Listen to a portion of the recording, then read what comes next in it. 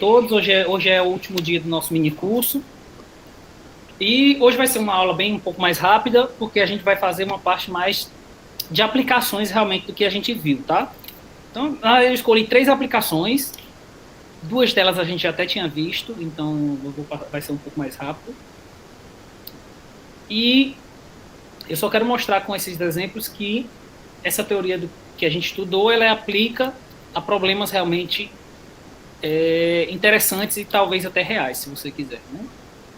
Tá? Então, a gente viu durante o mini curso que existem vários métodos para estudar a controlabilidade de equações diferenciais ordinárias lineares, né? E que cada método tem sua vantagem e sua desvantagem, né? O método do Kalman, ele é um método muito bom, mas ele não lhe diz quem é o controle, né? E já o método de minimizar o funcional, bom, ele é um método construtivo, ele permite construir o controle, mas é um método que você precisa fazer várias contas, né? A gente viu um exemplo bem simples, do exemplo bobo, onde para ver que o sistema era controlável, você precisava fazer várias contas para provar a respectiva desigualdade de observabilidade do sistema adjunto, né? Então, cada método tem sua vantagem e sua desvantagem, tá?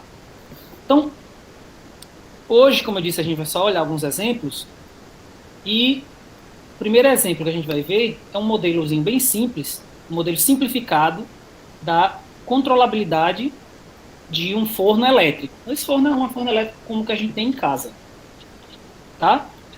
Aí, a ideia é controlar a temperatura interior do forno, né? Obviamente, você quer controlar a temperatura dentro do forno, mas o que você tem à sua disposição? O que você tem é uma bobinazinha que ela fica em uma das paredes do forno. Em geral, a parede do fundo, né, eu acho. Ou são as paredes laterais, bom, depende do forno, na verdade. Mas você tem uma bobina que ela tem uma determinada potência térmica, né? Ou seja, ela esquenta ou esfria, né, a parede, e isso gera um calor dentro do forno, e a temperatura sobe ou desce, de acordo com o que você quer fazer, né? Então, o modelo é o seguinte, eu vou dizer, a gente chama de T2, a temperatura dentro do forno, tá? T1 é a temperatura da parede do forno, tá? E esse T infinito aqui é a temperatura exterior, que eu vou assumir constante. Você assume que a temperatura exterior é constante, para não ter problema. Em geral, isso é bem razoável, porque, por exemplo, você está num forno que está na sua casa, na cozinha, e a cozinha tem uma temperatura mais ou menos constante. Então, a equação para descrever a variação de temperatura, né, a distribuição de temperatura do forno elétrico é dada por esse sistemazinho de 2 equações aqui. Tá? Onde, veja que é uma equação linear, tá? Uma equação linear. Aqui os C1 e C2, A1, A2 e R1 e R2 são constantes positivas, eu vou já falar quem são. C1 e C1 é a capacidade térmica da parede interior, desculpa, das paredes do forno, e C2 é a do interior aqui, ou seja, você tem C1 é a capacidade térmica da parede, e C2 é a capacidade térmica do interior. O A1 e o A2, eles são as áreas das superfícies da parede, tá? Interior e exterior, né? Porque você tem uma área aqui e você tem uma outra área aqui, tá? E o R1 e R2, ó, são os coeficientes de transferência de calor da superfície, porque cada superfície tem uma transferência de calor diferente. Cada meio tem sua superfície, ou sua constante de transferência de calor adequada, né? Então, veja que é um sistema, como eu disse, linear, e você está olhando para a variação de temperatura na parede e a variação de temperatura no interior. Tá? E aqui é o controle que está aplicado na parede. Tá? Então, é um modelo linear, bem simples. Aí a pergunta agora será que a gente consegue controlar a temperatura interior e a temperatura da parede também, se a gente quiser, né, da parede do forno? Bom, então, na prática, como a gente deve proceder para estudar a controlabilidade desse sistema? Então, a ideia é que eu quero ter uma temperatura inicial qualquer, né? Em geral, o forno vai estar desligado, então vamos dizer que a temperatura é 0 dentro ou pelo menos a temperatura ambiente, né? Desculpa, vai ser a temperatura ambiente da parede e a temperatura ambiente do interior.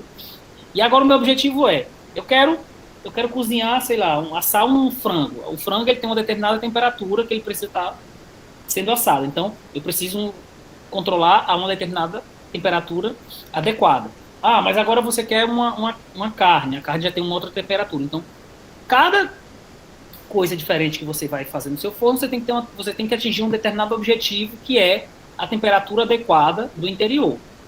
Né? Isso claramente a gente faz quando a gente vai assar qualquer coisa no forno. Né? Mas aqui a gente vai ver matematicamente que isso é realmente possível. Tá? A gente pode partir de qualquer temperatura inicial e a gente pode, em qualquer instante de tempo, a gente consegue a temperatura que a gente quiser no forno. Tá? Bom, então a gente vai pegar esse sistema, a gente vai pegar esse sistemazinho e vai escrevê-lo na forma matricial, que a gente já vem fazendo desde o começo do curso. Então eu vou escrever o meu sistema da forma y' igual a y mais b, só que aqui eu vou fazer um truque, que eu vou, em vez de olhar só para T1 e T2, eu vou introduzir essa variável y1, que é a diferença entre T1 e a temperatura exterior, e y2 é a diferença entre T2 e a temperatura exterior. E aí eu vou escrever meu sistema na forma matricial aqui, tá? Então, na forma matricial, e o estado, obviamente, são duas componentes, y1 e y2, e eu vejo que quando eu escrevo na forma matricial, o meu sistema, ele tem essa matriz zona A e essa matriz de controle B. Então, a pergunta agora é, esse sistema aqui é controlável? Veja que se esse sistema é controlável, claramente esse aqui também é, porque é a mesma coisa, menos da mudança de variável, né? Aqui eu só estou fazendo uma mudança de variável adequada. Então, se esse sistemazinho aqui é controlável, ou seja, se eu puder sair de qualquer estado inicial, y0, né? Se eu puder sair de qualquer estado inicial, y1, 0, y2, 0, a pergunta é, se eu posso sair de qualquer estado inicial, ou seja, qualquer temperatura inicial, e eu posso chegar em qualquer temperatura final desejada, em um tempo T. Essa é a pergunta que a gente quer resolver, que a gente está se fazendo. E aí, o que eu quero fazer, nada mais é que ver se eu posso aplicar um controle U aqui. Né? Aqui, então, existem vários métodos. A gente já viu vários métodos, porque o sistema é linear, então a gente já sabe que existem vários métodos para estudar a controlabilidade desse sistema. O método mais simples é o método de calma. Então, nesse caso, eu tenho duas equações. Veja que eu tenho duas equações e um controle. Então, só tem um controle que está atuando na primeira equação. Então, o que é a matriz de calma? Lembre-se que a matriz de calma, aqui nesse caso, por eu ter um estado com duas equações, y1 e y2, a minha matriz vai ser B a B. Então, eu preciso ver se essa matriz de calma aqui, ela tem posto, né? Vou escrever assim, range. Se ela tem posto 2, tá? Então, nesse caso, é bem simples verificar que o posto da matriz de calma é 2, e que o sistema é, na verdade, exatamente controlável. Tá? Eu deixo como exercício, vocês verificarem que B a B, o posto dessa matriz é 2, é bem simples. Tá? Então, num forno elétrico na sua casa, claramente, por um modelo aqui bem simplificado, mas realista, de algum modo, a gente vê que a gente realmente consegue controlar a temperatura do nosso forno. Veja que eu não estou dizendo quem é o controle. Obviamente, se você quiser uma temperatura bem alta, mais controle você vai ter que colocar, né? Mais esforço o seu forno vai ter que fazer. Eu não estou dizendo quem é o controle, estou dizendo só que existe um controle, tá? Agora, a pergunta que eu deixo como exercício é, bom, por calma isso é bem simples, mas agora eu quero que vocês, como exercício, encontrem o sistema adjunto desse sistemazinho aqui e provem a respectiva desigualdade de observabilidade que você precisa, porque você já sabe que o sistema é exatamente controlável, então você já sabe que vale a desigualdade de observabilidade. Então o que eu quero é que vocês escrevam um sistema adjunto, vejam qual é a desigualdade de observabilidade que você precisa nesse caso e prove essa desigualdade nesse caso do sistema adjunto desse sistema aqui. É um exercíciozinho simples, mas que pode ser um pouco trabalhoso, dependendo de como você faça, tá? Então, você vai perder um tempinho, mas você vai ver que dá para fazer, tá? Então, esse modelo do forno elétrico é bem simples, realmente, mas eu quis trazê-lo porque eu acho que é bem interessante quando você vê o que você estudou. É uma aplicação bem simples numa coisa que a gente tem em casa, tá? Agora, eu vou voltar. Então, esse exemplo do forno é bem simples. Eu vou voltar agora. Eu vou voltar agora para o problema do pêndulo, tá? Que a gente viu na primeira aula, tá bom? Vou voltar para esse problema agora. Então, lembre-se, o que a gente tem? A gente tem aqui, a ideia que você tem que estudar um braço giratório, né? Você quer levantar ou baixar um braço. Então, a gente vai considerar aqui, a gente vai botar um mecanismozinho de controle aqui nessa parte. Aqui a gente vai ter um controlezinho, que é o controle que ele vai segurar ou levantar o braço, né? Ou baixar. Né? E aí, a gente viu na primeira aula, né, que as equações que descrevem, a equação, na verdade, que descreve esse pêndulo, esse movimento do braço, é essa equaçãozinha de segunda ordem aqui, não linear. Veja que essa é uma equação não linear, né? Porque aqui, apesar dessa parte aqui ser linear, essa parte aqui, o seno do ângulo, isso é uma coisa não linear. Né? E lembre-se que a gente está medindo o ângulo aqui nessa direção aqui. Né? Ou seja, no sentido anti-horário. Né? Tá certo? Então, o ângulo θ é o ângulo de abertura. Tá? E o que a gente quer saber é estudar a controlabilidade desse coisinha aqui. Bom, eu vou me focar em um caso, que é o caso mais interessante, que é o chamado caso de um equilíbrio inestável para esse pêndulo, tá? Então, eu vou explicar rapidamente aqui, eu vou só colocar o ponto, eu não vou tracejar mais essa linha aqui, não, vou colocar só, vamos supor que a gente tem um ponto P aqui, esse é o ponto P. Então, veja que tem dois casos de equilíbrio para o sistema. Caso de equilíbrio, pessoal, é onde, eu até escrevi aqui, ó, porque veja que o estado dessa equação é θ', né? Então, o estado, a equação, ela tem dois pontos de equilíbrio. Ela tem um ponto de equilíbrio aqui embaixo, que é quando o braço está parado aqui, ou seja, θ é zero, né? Esse é um ponto de equilíbrio, isso aqui é θ igual a zero. Θ' igual a zero. Esse é um ponto de equilíbrio estável, eu vou já explicar. E V ou U igual a zero. Esse é um ponto de equilíbrio estável. Por que ele é estável? Porque se você variar um pouquinho aqui, ó, se você variar bem pouco esse braço ou esse pêndulo, você variar ele bem pouco, ou seja, se você dar um tapinha nele, ele rapidamente ele volta, ou você garante, você na verdade tem certeza que ele volta rapidamente a estar onde a configuração aqui inicial era. Ou seja, pequenas variações no estado não alteram muito o equilíbrio do sistema. Ele volta para onde ele estava. Você pode pensar dessa maneira, para entender o que seria estável ou inestável. Ele está bem próximo. Ou seja, você dá um tapinha, o sistema continua próximo. Ele vai ficar oscilando aqui, mas ele vai continuar bem próximo do equilíbrio. Né? Você abre um pouco o pêndulo, com essa configuração aqui, ele vai ficar oscilando, mas ele vai sempre estar próximo desse equilíbrio. Tá? Então é por isso que isso é um equilíbrio estável.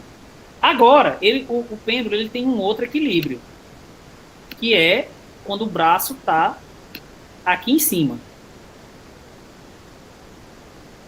Tá? Então, nesse caso aqui seria o quê? seria θ igual a π,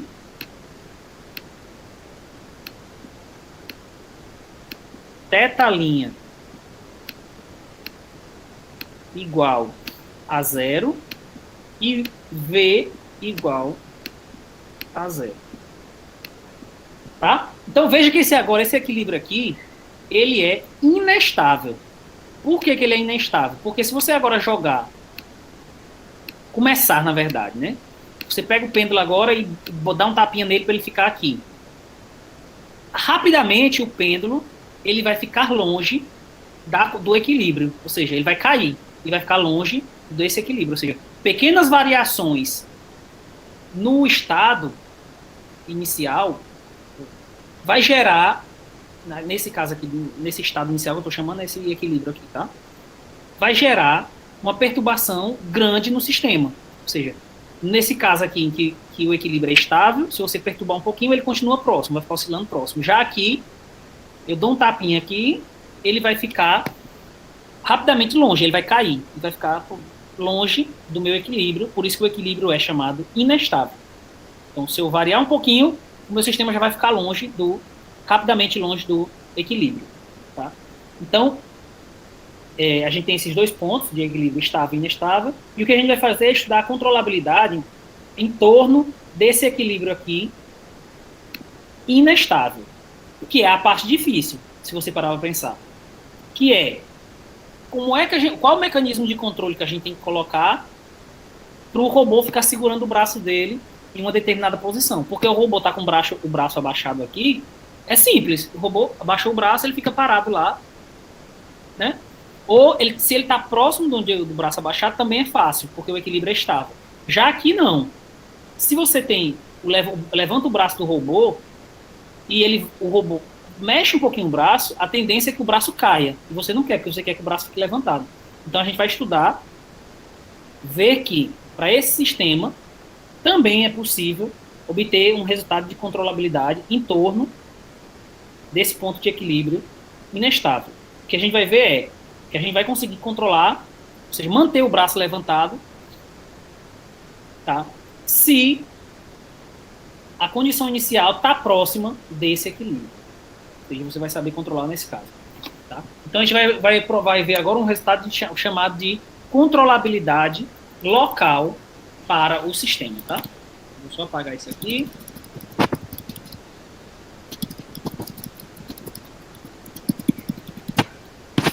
Tá? Então, lembre-se, o nosso sistema é não linear, está aqui. Né? Um sistema de segunda ordem, ó, duas derivadas de θ. E o nosso estado do sistema é θ, θ'L, né? E V é o controle. E aí, como eu falei que a gente vai estudar a controlabilidade em torno ao ponto de equilíbrio inestável, a gente vai usar um resultado de controlabilidade não linear. Ou seja, a gente vai usar um método de linearização do sistema. Tá? Veja que a gente quer controlar um sistema não linear. Isso é não linear. Então, nada do que a gente viu no curso se aplica a esse caso, não. Você não pode aplicar calma, você não pode aplicar minimização do funcional, você não pode aplicar o gramiano, você não pode aplicar nada aqui, porque esse sistema ele é não linear. Então, existe uma maneira, que é o chamado método de linearização, que a gente consegue obter resultados de controlabilidade para um sistema não linear a partir de resultados de controlabilidade para um sistema linear adequado. Tá? Então, é exatamente o que esse teorema aqui vai nos dizer, que é um chamado teorema de função inversa. Tá? Então, veja que eu quis trazer isso também para vocês verem que a parte o estudo linear ela também é importante, mesmo nos casos não lineares, porque muitas vezes o que você faz é, quero estudar um problema não linear, o que eu faço é, primeiro, estudo um problema linear adequado, e aí obtenho propriedade de controlabilidade do problema linear, e aí, de alguma maneira, eu transfiro essas informações para o sistema não linear. E uma maneira de fazer isso é através desse teorema aqui de controlabilidade local. Bom, Então, o que o teorema diz? O teorema diz que se eu tiver esse sistema aqui, que é um sistema a priori não linear, ou seja, tem um sistema de controle dado, que pode ser linear ou não linear. Então, a gente quer não linear, então tá bom. Então, pega um sistema de controle dessa forma e assuma que você tem um ponto de equilíbrio para o sistema. Ou seja, um ponto de equilíbrio é um ponto onde f, naquele ponto, vale zero. Tá? Ou seja, é um ponto onde a solução chega lá e ela para. Tá? Então, veja que no caso do pêndulo eu tinha um ponto de equilíbrio estável e um inestável. Tá? Então, aqui eu estou assumindo que eu tenho um ponto de equilíbrio. Agora, o teorema diz o seguinte: dado esse sistema de controle e um ponto de equilíbrio, você faça o seguinte. Uma maneira de estudar obter resultado de controle é: pegue o sistema e linearize o sistema em torno da solução de equilíbrio. O que é linearizar? É considerar... Desculpa, de solução de equilíbrio, não, em torno do ponto de equilíbrio, né? O que é linearizar? É considerar essa equação aqui, ó, que agora é linear. Então, eu passo dessa não linear, a priori, para essa linear. Veja que aqui, ó, aqui é realmente linear. Por quê? Ó? Porque essa partezinha aqui, ó, é a derivada de f aplicada no ponto de equilíbrio. Então, isso aqui me dá um número ou um vetor, que seja, mas me dá uma coisa que não depende da solução, y, dessa equação. Então, isso aqui não depende de y vezes y. E isso aqui também é a derivada de f com respeito à segunda variável, aplicada no ponto de equilíbrio, vezes u. Então, isso aqui também, essa parte, não depende de u. Então, isso aqui é realmente um sistema linear com respeito a y e u. Tá? Então, eu passo do meu problema não linear, eu passo ao meu problema linear. Então, eu quero estudar o problema não linear, primeiro eu olho para esse problema linear aqui. E aí, você vai fazer o seguinte, você vai verificar se esse sistema, ele é linear ou não. Você vai verificar se ele é linear ou não. Aí você verificou que ele é linear, é um sistema, controlável. Você pegou esse sistema linear e verificou que ele é controlável. Então, se ele for controlável, o sistema aqui, não linear, vai ser localmente controlável em torno ao ponto de equilíbrio. Tá? Então, ou seja, se o sistema linearizado é exatamente controlável, então, que aqui no sistema linear, veja que você pode aplicar Kalman, você pode aplicar o método de minimização funcional, você pode aplicar Gramiano, pode aplicar o que você quiser. Então, nesse sistema aqui, eu sei como está a controlabilidade, porque é um sistema linear. Então, eu vi que esse sistema é exatamente controlável, e isso me diz que o sistema não linear é localmente controlável em torno ao ponto de equilíbrio. Tá? E o que isso quer dizer? Isso quer dizer o seguinte, ó, que eu vou olhar só para a variável y do ponto de equilíbrio. Então, isso quer dizer que, olhando para a componente y do ponto de equilíbrio, tá? Existe uma bolinha de raio epsilon ao redor dela. Existe um epsilon. Uma bolinha. Isso é uma bolinha, tá? Tá meio torta, mas é uma bolinha. Um círculo. Então, o que o teorema diz é: existe uma bolinha em torno da componente y do ponto de equilíbrio, tal que, para quaisquer y0, isso aqui é uma coisa de raio epsilon, existe esse epsilon, então para quaisquer y0 e y1 aqui dentro, tá? Se para quaisquer y0 e y1 aqui dentro, eu consigo um controle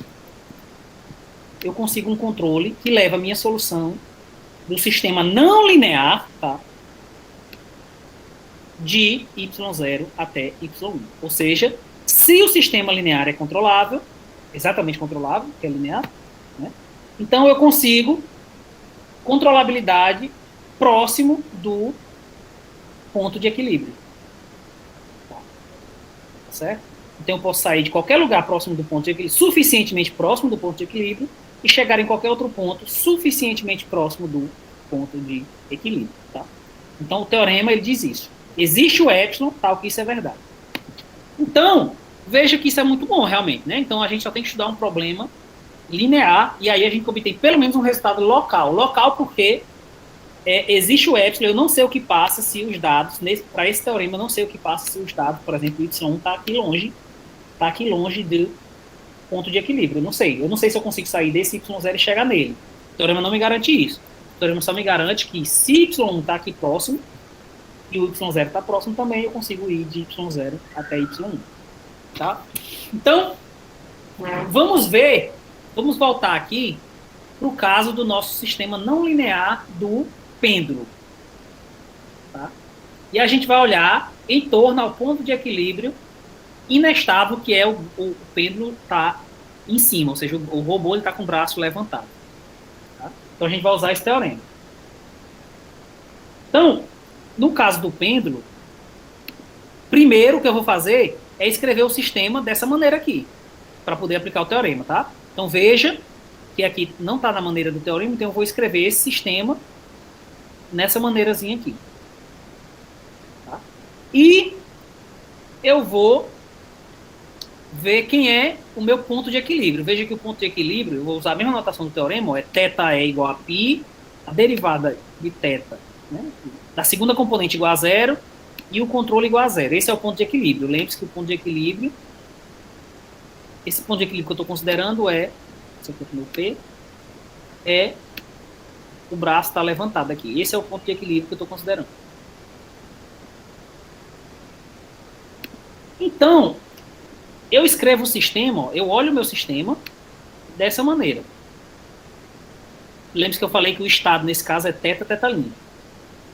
Então, ó, quem tem que ser a F? A F tem que ser F de θ, θ'L, que é o estado U, vai ser θ'L, U menos seno θ. Veja que é verdade, ó, porque ó, θ' vai dar C θ'L, e θ duas linhas vai ser U menos seno U, que é exatamente a minha equação. Tá? Θ duas linhas, ó, é exatamente o V menos seno θ.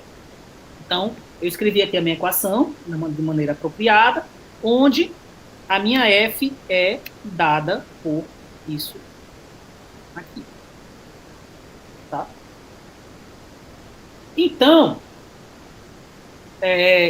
a minha F ela é uma função que ela vai do R3 no R2 e ela é F de x, y, z igual a y, z menos seno de x. Ó. Veja que é exatamente o que compatível com o que está escrito aqui. Tá? Eu fiz dessa forma porque veja que no teorema aqui, quando eu derivo o sistema não linear, essa componente aqui, ó, ela é a derivada de f com respeito à primeira componente aplicada no ponto de equilíbrio. E essa daqui é a derivada de f com respeito à segunda componente no ponto de equilíbrio. Então, por isso que eu preferi escrever dessa forma aqui como f de x, y, z, porque aí fica mais fácil na hora de derivar. Tá? Então, eu vou derivar. Né? Eu vou derivar e jogar o sistema dessa forma. Então, veja que o meu sistema ele vai ser ó, linearizado, ó, tá aqui, eu já escrevi aqui, e eu só preciso encontrar as informações corretas. Que é o estado, esse aqui, veja que isso aqui seria o meu yzão, ó. Isso aqui seria yzão. Tá? E aqui, isso aqui seria o ye, não é? Ó? O ye, desculpa. E isso aqui seria o ue. Que é no equilíbrio, né? E o meio, na verdade, é a soma. E agora eu tô, ó. E agora eu vou apagar aqui, mas ó, essa derivada aqui, mas essa é exatamente a parte correspondente à derivada da f com respeito à primeira componente, porque aqui no caso eu estou escrevendo y, com respeito ao estado, na verdade, né? Aplicado no ponto de equilíbrio, tá? Então, quando eu escrevo o sistema linearizado, ele vai ter que ser isso aqui, ó. Vai ter que ser, esse é meu estado, né? Como eu disse. Então vai ter que ser a derivada de f com respeito à primeira componente aplicada no ponto de equilíbrio, multiplicada por aquele vetor que eu tô, aquela coordenada que eu estou derivando, né? mais a derivada de f com respeito à segunda coordenada aplicada no ponto de equilíbrio, segunda componente aplicada no ponto de equilíbrio, vezes a segunda componente, mais a derivada de f com respeito à terceira no ponto de equilíbrio, vezes a terceira. Então, quem é a derivada de f com respeito à primeira componente? Ó? Veja, eu vou escrever f de novo aqui. F de x, y, z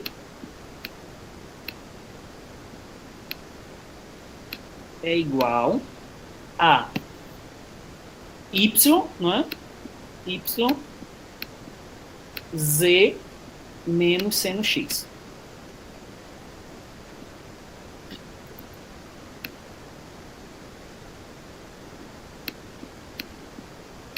Então, a derivada de f com respeito à primeira componente, aplicada em π00, vai ser o vetor 0, 1.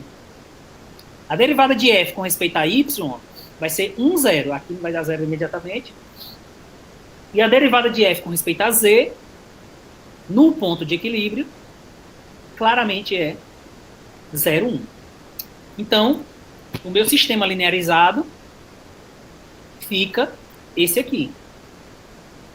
Não é? Que aí, substituindo quem são os valores, ó, eu chego nesse sistemazinho aqui, linearizado. Que, na verdade, ó, veja que a segunda equação não tem significado nenhum. Então, meu sistema, na verdade, é θ duas linhas igual a θ mais 1. Então, o que faz todo sentido, ó, por quê? Eu estou linearizando, veja que eu estou linearizando a minha solução em torno a o ângulo π aqui. Né? Mas a minha equação, ó, a minha equação original era θ duas linhas mais seno de u, ou desculpa, seno de θ, perdão, igual a 1. Esse era o meu sistema original de não linear. E o linear, quando eu linearizei em torno do ponto de equilíbrio, que é o ângulo de 180 graus,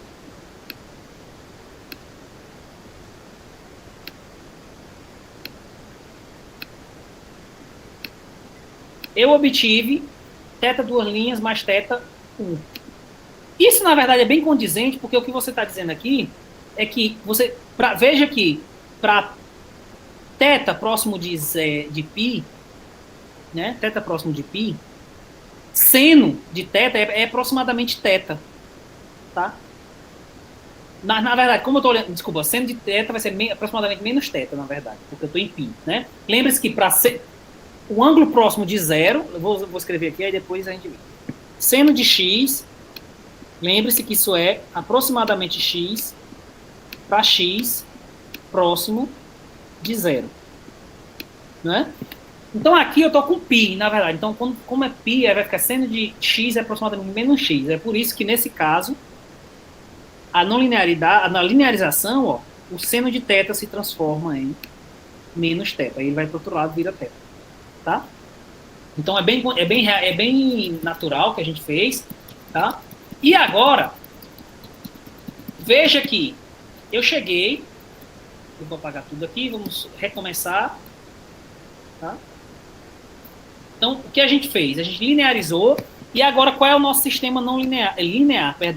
É θu, o θ duas linhas, desculpa, igual a θ mais 1.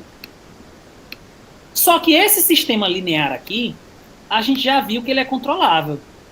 A gente viu, acho, na terceira aula, que ele é controlável. Você pode ver por Kalman, por exemplo, que esse sistema é controlável. Então, o sistema linear, ele é exatamente controlável. Portanto, o nosso pêndulo, o nosso modelo do pêndulo, que é o sistema não linear, por esse teorema, ele vai ser localmente controlável em torno desse ponto de equilíbrio inestável. O que isso quer dizer? Que se você tiver aqui, né, o seu pêndulo, ele está aqui, existe uma distânciazinha, o que está dizendo existe uma distância tal que, se eu começar o meu pêndulo aqui, o meu braço, a uma distância suficiente, uma distância em relação ao ângulo, né? Uma distância suficientemente próxima do ponto de equilíbrio, eu consigo levar meu braço para qualquer lugar próximo. Então tem um raio, tem uma zona de conforto aqui, eu vou fazer bem grande, mas existe uma zona de conforto aqui. É isso que esse teorema está garantindo. Existe uma zona de conforto onde, se o meu braço está aberto aqui dentro dessa zona de conforto, eu consigo mover o braço para qualquer outro lugar dentro dessa zona de conforto. É isso que esse resultado diz, que a gente acabou de provar. Tá? Então, você tem essa zonazinha de conforto, eu não estou dizendo que é a zona de conforto, mas ela existe pelo teorema, que toda vez que meu braço estiver ali dentro, levantado ali dentro, eu consigo mover ele para qualquer outro lugar dentro dessa zona de conforto. Veja que, lembre-se, se eu não tiver controle, esse braço vai cair. Né? Mas agora eu garanto que, se ele estiver nessa zona de conforto, eu consigo controlar a minha equação. Tá? Bom, só que, veja que o teorema anterior, como eu disse, ele é um teorema local. Né? E ele é um resultado muito bom para diversas equações não lineares, onde a única coisa que você pode fazer é usar aquele teorema. Só que também a gente pode se perguntar o problema da controlabilidade global, ou seja, é para problemas não lineares. Ou seja, é possível sair de qualquer lugar e chegar a qualquer outro lugar através de um controle, por problema não linear, mesmo que você precise de um tempo suficientemente grande. É verdade isso? Bom, depende do problema, mas existe um método que é bem interessante para você saber quando é possível sair de qualquer y0 e chegar a qualquer y1 em um tempo qualquer. Tá? Para problemas não lineares, que é os chamados cochetes de Lie. Tá? Então, para ver esse caso, tá, pessoal, de controle global, eu vou voltar para o problema de estacionar o nosso carro. A gente viu lá na primeira aula. Então, lembre-se que a gente tem um modelo de um carro, um modelo simplificado, obviamente, onde θ, ele é o ângulo entre as rodas e o carro. Né? X1 e X2 é a posição do eixo dianteiro aqui. E θ é a posição do carro e o eixo X1. Tá? Esse X1 é esse eixo aqui. Tá? Então, a gente tem nosso estado com 4 variáveis. Tá?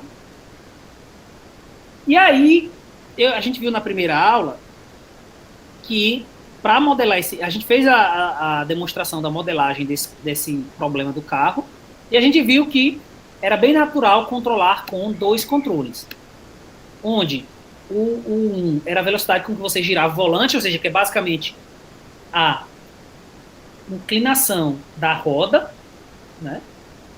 Quando você gira o volante, obviamente, você está movendo a roda, e o 2 é a velocidade do carro. Então, o que você pode fazer é andar para frente, para trás, ou para os lados, mas de acordo com a angulação da roda. Né?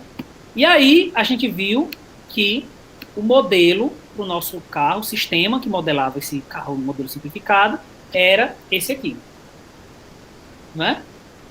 Era esse modelo aqui que modelava o carro. Tá? Aí, veja que esse é um sistema não linear. Porque aqui, ó, cosseno do φ mais θ. Seno θ, seno de φ mais θ. São coisas não lineares. Então, esse modelo, ele é não linear. Tá? Modelo não linear. Aí agora a pergunta é possível aplicar aquele teorema de controle local que a gente usou no caso do pêndulo? A resposta é não. E aí eu vou deixar isso como exercício para vocês. Tá? E eu quero que vocês verifiquem isso no caso do ponto de equilíbrio 0,00000, 6 componentes. Tá? Que é um ponto de equilíbrio para a minha equação. E aí eu já até botei aqui quem é a F. Ó. Então você vai escrever, lembre-se que você vai escrever o sistema como sendo x1 e x2 φ θ linha igual a F de x1, x2,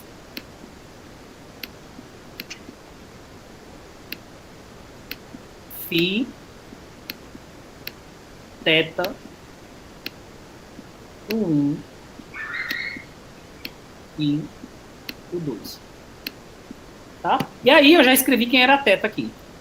Tá? E aí você vai, veja que esse ponto aqui, com 6 zeros, no R6, isso é um ponto de equilíbrio para essa equação, porque a f em 0, 0, 0, 0, 0, isso é 0. Tá? Então, é um ponto de equilíbrio. E aí você vai ver que o que vocês vão fazer é, vocês vão linearizar essa equação em torno a esse ponto, e aí vocês vão ver que o sistema linear, ele não é exatamente controlável. Ou seja, a gente não vai poder aplicar o teorema da controlabilidade local. Tá? Então a gente vai ver um outro método agora. O que a gente vai ver é um resultado que talvez seja um pouco mais geral, nem sempre ele pode ser usado, mas ele pode ser bem mais geral, em algum sentido, que é estudar a controlabilidade dessa equação olhando para a álgebra de Lie gerada por F aqui, de alguma maneira. Ou seja, com esse resultado, você, na verdade, consegue... Eu não vou entrar em tantos detalhes, mas você consegue caracterizar exatamente quais são as direções no espaço que você consegue chegar. Tá? Eu vou só escrever um resultado bem simples, tá? Só para a gente aplicar nesse caso do carro. Tá? Então, primeiro eu vou definir o que é o cochete de Lie entre dois campos vetoriais. Não se assustem, tá? É bem simples. É uma definição realmente. Ó. Ela diz o seguinte: pegue um domínio no Rn, um ômega, e você vai olhar para uma função zona x, ó, x e y, na verdade, são coisas que vão do ômega, são funções vetoriais, x e y. Eu vou escrever só x aqui para não perder tempo, mas olha, tá, vou botar aqui y. X e y, pegue quaisquer dois campos de classe C1, ou seja, derivado com derivada contínua, que vão de um aberto do Rn, no próprio Rn, e aí você vai definir o cochete de Lie, que a gente vai usar essa notação aqui, ó, que é o cochete realmente, entre os campos x e y, tá? Ela vai ser um elemento, vai ser uma função, isso vai ser uma função, ó, que vai de ômega no Rn, uma função contínua somente, x e y são C1, mas o cochete deles é somente contínuo, tá? E ele vai ser definido por essa regrinha aqui, tá? Que na verdade é a késima componente, ó, ela é dada por basicamente o que tem aqui, se você parar para pensar, isso aqui isso aqui eu posso escrever como basicamente isso é o gradiente de f, desculpa, de y, para aqueles que interno com x, mais o gradiente de x interno com y. Tá? Veja que é exatamente a primeira componente derivada com a primeira componente. A késima, na verdade, eu teria que escrever um pouquinho melhor, né? Porque não é exatamente isso aqui, mas a késima componente, tá? Na verdade, a késima componente aqui. Como é que eu escrevo aqui? A késima componente é esse cara aqui. É o gradiente da késima componente de y por x. Na verdade, isso aqui está errado. Não é essa definição aqui. Eu deveria escrever um pouquinho melhor com respeito à componente, mas essa daqui, a késima componente, é isso. É o gradiente entre a késima componente de y, x, mais o gradiente da késima componente de x por y. Tá? Então, tá aqui a formulazinha em termos de somatório. Menos, né? Aqui, desculpa, isso aqui é menos. Eu errei. Isso aqui é menos. Isso aqui é o menos. Ó. Tá? E aqui, ó, veja que aqui é o menos, tá? Então, a késima componente do cochete de Lie entre x e y é o gradiente da késima componente de y por x menos o gradiente da késima componente de x por y. Tá? Então, esse é o cochete de Lie entre dois campos vetoriais. Tá? E agora eu vou definir o que é a álgebra de Lie gerada por um campo vetorial. Ou, desculpa, por uma família de campos vetoriais, tá? Então eu tenho um F, então seja F, ó, eu tenho um F, uma família de campos vetoriais, então eu vou ter uma família de elementos aqui. Eu vou ter uma família de X aqui, que vão estar dentro vão pertencer a F, tá? E toda X vai ser sem infinito. Tá? Então eu tenho uma família de campos vetoriais sem infinito. Então, como eu tenho uma família de campos vetoriais, aí eu vou definir agora a álgebra de Lie gerada pela essa família. Tá? Que vai ser o menor espaço vetorial de sem infinito que satisfaz as seguintes condições. A família tem que estar contida toda dentro do espaço vetorial e toda vez que você tirar o cochete de Lie entre dois elementos do espaço vetorial, você continua dentro do espaço vetorial. Então é isso. A álgebra de Lie gerada por uma família a família é o menor espaço vetorial, tá ok. Esse espaço vetorial contém a família e o cochete de Lie de dois elementos do espaço continua dentro do espaço. Tá? Ele sempre existe porque o próprio ser infinito satisfaz essas duas condições, né? Mas a gente quer o menor. Então, aí eu pego a interseção de todos os espaços vetoriais que contêm a família, e aí esse vai ser o espaço E. Tá? Então, veja que na prática, então, se você tem, por exemplo, eu vou fazer rapidamente aqui. Então, vamos imaginar que F são 3 campos vetoriais. Então, vamos imaginar, só para vocês entenderem o que é isso. Então, imaginar que F são 3 campos vetoriais x, y, z. Então, basicamente, o que você vai fazer com a álgebra de Lie, você tem que olhar para a propriedade que vai importar, basicamente é essa. Então, você vai olhar para o espaço vetorial, basicamente, aí você vai ter que brincar de gerar os cochetes de Lie apropriados. Você vai olhar para esse aqui, você vai olhar para esse aqui,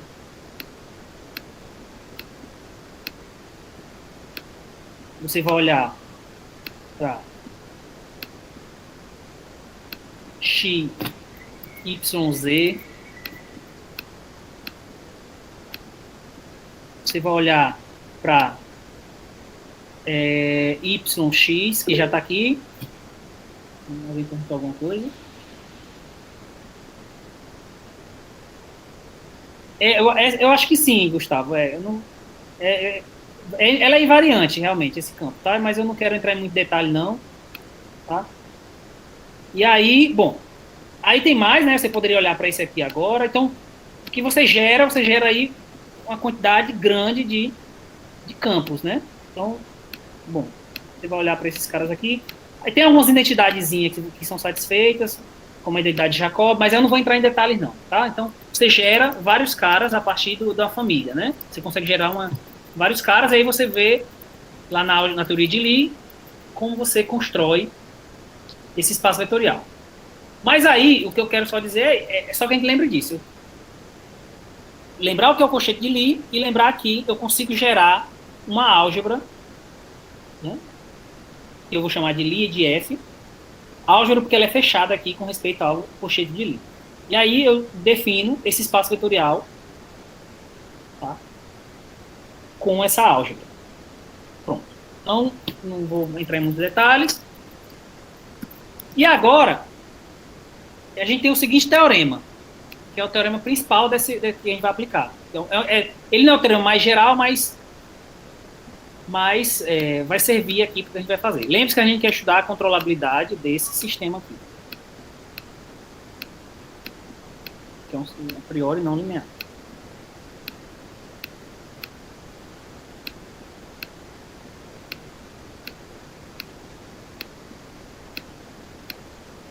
Tá? Então, desculpa, y0. Então, ó, o teorema diz o seguinte: suponha que para cada y0, a álgebra de Lie gerada por esse campo vetorial F, então você vai olhar para cada y0, você vai olhar para esse campo vetorial aqui. F de y0, U, onde U varia no conjunto dos controles admissíveis. Tá? Se a álgebra de Lie gerada por esses caras aqui é todo Rn, então o seu sistema, que é esse aqui, na verdade, eu escrevi aqui. Então o seu sistema, ele vai ser exatamente controlável, ou seja, você vai poder sair de qualquer y0 e chegar a qualquer estado final desejado.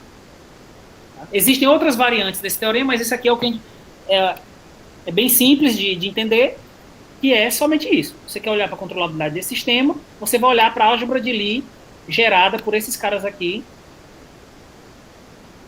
né? Onde para cada y0 você vai olhar para a álgebra de Lie gerada por esse campo vetorial aqui, onde U varia no conjunto dos controles admissíveis. Tá? Então, se isso gerar todo Rn, o sistema é controlável.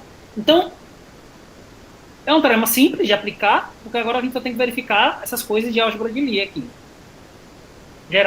Então, a gente vai voltar para o exemplo do carro. Tá? Já estamos quase acabando a aula. Tá? Então, no caso do carro, que é esse sistema não linear, aí eu só lembro que quando o 2 é 0, eu só tenho um controle 1, que significa mover o volante, e que quando o 1 é 0, significa que eu estou só podendo andar para frente e para trás com o meu carro. Né? Outra coisa também, na prática você faz, é que, obviamente, a angulação da roda, você assume que ela tem uma angulação, ela está limitada entre dois valores. Né? Obviamente, porque é a angulação da roda, você pode assumir isso, tá? Sem problema. Então, agora a gente vai olhar para esses caras aqui. Para cada y0, lembre-se que y0 aqui, ó, é um vetor com 4 componentes. Eu escrevi a f antes, né? A f, lembre-se quem é a f. A f de x1, x2,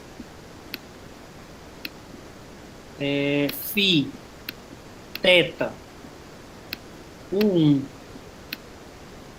U2, ela é igual, né? Eu vou escrever aqui da maneira bem mais... Então, ela vai ser U2 cosseno de φ mais θ, vai ser U2 seno de φ mais θ, vai ser U2 seno de φ, desculpa, seno de θ, perdão, U1. Essas são as 4 componentes da minha f. Tá? Então, eu tenho que olhar, lembre-se que eu tenho que olhar para f, para álgebra de Lie gerada para cada y0 de f de y, U. Tá? Tá certo? Então, veja que o y0 são as coordenadas aqui desses caras aqui. Eu vou fixar, quando eu olho para cada y0, eu vou colocar o y0 aqui, né? Então, na verdade, para cada y0, o que vai importar é o 2 e o 1, basicamente. Mas eles estão aqui dentro dessa parte. Tá? Aqui eles vão entrar. Né? O y0 ele entra aqui nos senos aqui. Tá? E aí, o que eu vou deixar como exercício, e para acabar, a gente vai acabar a aula, mas basicamente é vocês verificarem que a álgebra de Lie para cada y0 gerado por esses caras é realmente todo o espaço R4. Tá? Para isso, eu vou rapidamente falar, mas rapidamente o que você vai fazer, você vai considerar esse vetor aqui, que veja que basicamente é a derivada com respeito ao 1 aqui, dessas componentes, e esse outro vetor aqui, que é a derivada com respeito ao 2. Lembre-se que o y0 está fixo. Né? Então, esses caras aqui vão estar fixos. Para cada y0. E aí, você vai calcular os cochetes de Lie. Tá? Aí já tem que depois olhar, mas eu já coloquei o resultado. Quando você faz o cochete de Lie entre Q1 e Q2, você obtém esse vetor. Quando você faz o cochete de Lie entre Q3 e Q2, esse aqui é o Q3, tá? Desculpa, esse aqui é o Q3. entre Q3 e Q2, você obtém esse outro vetor aqui. Tá? E se você fizer agora o produto a colchete de Lie entre Q3 e Q1, você volta para Q2. Ou seja, Q3, Q1 é Q2.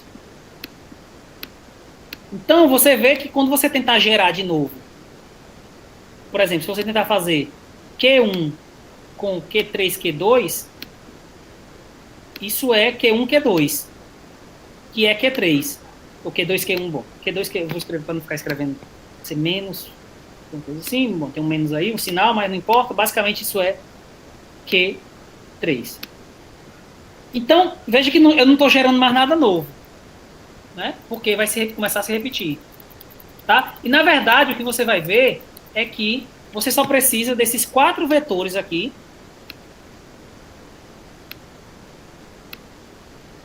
para gerar todo o espaço R4. E essa é exatamente a álgebra de Lie gerada pelo campo f de y0, U nesse caso, tá? Então, a álgebra de Lie nesse caso, aí eu vou deixar isso como exercício, mas aí vai ser exatamente o R4, tá aqui, essa pontinha, é basicamente essa conta que eu fiz aqui. Você vai ter esses 4 vetores que vão gerar o R4. Veja, eu até coloquei aqui, ó, eles vão ser linearmente independentes. Então, a álgebra de Lie você vai conseguir 4 vetores LI, então já gera o espaço R4. Portanto, você cai nas hipóteses do teorema. Para cada y0, a álgebra de Lie vai coincidir com o Rn. Então, o sistema vai ser controlável. O que isso quer dizer? Que você vai poder fazer basicamente o que você quiser com o seu carro. Você consegue controlar o carro, você consegue colocar o carro onde você quiser, fazer o que você quiser com o seu carro, sair de qualquer lugar e deixar o seu carro em qualquer outro lugar. Em particular, esse argumento ele explica, por exemplo, o que acontece, esse argumento de álgebra de Lie, ele explica o que acontece quando você tiver um carro aqui, você tem um outro carro aqui, você tem seu carrozinho aqui no meio, explica o que você faz para tirar seu carro dessa vaga, né? Basicamente, você gira a roda aqui, um pouquinho, aí depois volta, né? E aí gira de novo a roda e depois volta. É um processo iterativo que lhe permite sair de uma vaga de estacionamento. Mas isso está relacionado com os colchetes de Lie. Aí eu não vou entrar muito em detalhe, porque os colchetes de Lie, eles dizem basicamente, é o que eu disse, eles vão lhe dizer as direções que você consegue se mover com a sua solução, com o seu estado, tá? Mas aí seria uma coisa mais para o futuro, para um próximo curso, tá? Mas, de maneira geral, o que a gente viu aqui é, usando o colchete de Lie, a gente sabe que a gente pode sair de qualquer ponto no espaço e chegar a qualquer outro ponto no espaço com o nosso carro, tá? Só modificando a angulação das rodas e andando para frente e para trás. Tá? Bom, e isso acaba o nosso mini curso, tá, pessoal? Vou fechar aqui. E era isso que eu tinha para hoje, tá?